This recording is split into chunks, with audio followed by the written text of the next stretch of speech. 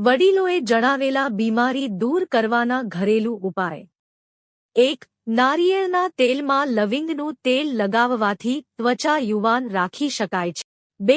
ચહેરા પર રહેલા ડાઘ ધબ્બા દૂર કરવા માટે લવિંગનું તેલ કારગર નીવડે છે. 3. મખાના કબજિયાતમાં રાહત આપે છે. તેમાં રહેલા ફાઇબરને કારણે તેના સેવનથી પેટને સરળતાથી સાફ કરવામાં મદદ મળે છે. 4. પલાળેલી કિસમિસ ખાવાથી પચવામાં સરળતા રહે છે અને નબળાઈ દૂર થાય છે. 5. કબજિયાત દૂર કરવા માટે 3 થી 4 કિસમિસને રાત્રે પાણીમાં પલાળી રાખો. 6. અળસી વિટામિન ઈથી ભરપૂર હોય છે, જેના કારણે તે ડેમેજ હેરને રિપેર કરવામાં મદદ કરે છે. 7.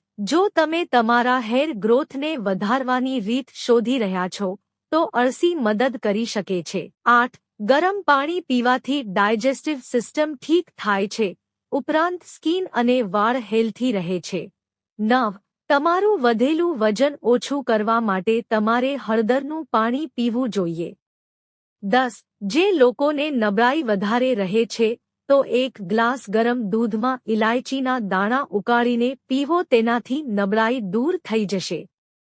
11. પેટ ઉપર સૂવાવાળા લોકો જલ્દી વૃદ્ધ થાય છે. 12. જો ખોરાક ખાધા પછી અપચો કે ખાટા ઓડકારની સમસ્યા હોય તો ડુંગળી પણ લીંબુ નીચોવીને ખાવાથી સાથે ખાવી જોઈએ, તેનાથી અપચો થતો નથી. 13. તુલસીના પાનનો ઉકાળો પીવાથી શરદી અને ઉધરસમાં રાહત મળે છે. 14. જો તમે કમરના દુખાવાની સમસ્યાથી પરેશાન છો, તો રોજ બપોરે પાણી સાથે થોડું કાળા મરીનું ચૂર્ણ લેવાથી તમને દુખાવામાં રાહત મળશે. 15. દ્રાક્ષને મીઠા સાથે ખાવાથી ફેફસાનું કેન્સર થતું નથી. 16. જે મહિલાઓને વારંવાર થાક લાગે છે, તેમને ગોળ ખાવો જોઈએ, તેનાથી તમને એનર્જી મળશે. 17. ગુલાબનું ફૂલ સૂંઘવાથી ડિપ્રેશન ઓછું થાય છે. 18.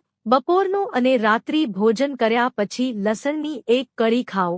આ ખાવાથી તમને ગેસની સમસ્યા નહીં થાય અને તમારું વજન પણ ઘટશે. 19.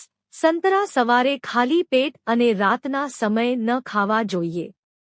20. ડુંગળી સ્વાસ્થ્ય માટે દરેક રીતે ફાયદાકારક છે, પછી ભલે તમે તેને કાચી ખાવો કે શાકભાજીમાં ઉમેરો.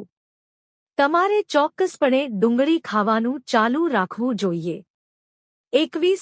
કેરીનો રસ વધુ પડતો પીવાથી યુરિક એસિડની બીમારી થઈ શકે છે. 22. દાડમનું સેવન કરો. જ્યારે પણ કોઈ વ્યક્તિ બીમાર પડે છે, ત્યારે ડોક્ટર તેને સૌથી પહેલા દાડમ ખાવાની સલાહ આપે છે. આ ફળ રોગો માટે રામબાણ સાબિત થાય છે. 23. જો તમને ચક્કર આવવાની સમસ્યા હોય તો તમારે સેંધા મીઠાવાળું પાણી પીવું જોઈએ. 24. વધુ પડતું થૂંકવાથી મગજ નબળું પડી જાય છે. મિત્રો, જો તમને વિડિયો પસંદ આવ્યો હોય તો વિડિયોને લાઇક કરો અને ચેનલને સબસ્ક્રાઇબ કરો. વિડિયો જોવા બદલ આપ સૌનો આભાર.